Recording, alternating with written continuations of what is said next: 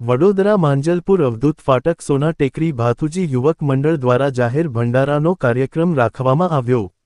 સોના ટેકરીમાં ભાથુજી મહારાજના મંદિરે ચૈત્રી મહિનામાં જવારાની સ્થાપના નિમિત્તે માંજલપુર વિસ્તારના વોર્ડ નંગ 18ના કાઉન્સિલર શ્રીમતી સુજાતા પ્રધાન તેમજ સોના ટેકરીના ભાવિક ભક્તો શ્રી મહેન્દ્રસિંહ રાણા, નરેન્દ્રસિંહ રાઠોડ, દલપતસિંહ રાજ, કેતનસિંહ રાજ, રોહિતસિંહ રાજ, પૂનમભાઈ રાજપૂત, રણજીતસિંહ રાજ, સંગનીભાઈ પાંડે, પરમજીત રાઠોડ, હિતેશસિંહ રાજ વગેરે મિત્રો ઉપસ્થિત રહ્યા હતા। રિપોર્ટર રવિ તરબદા, વડોદરા।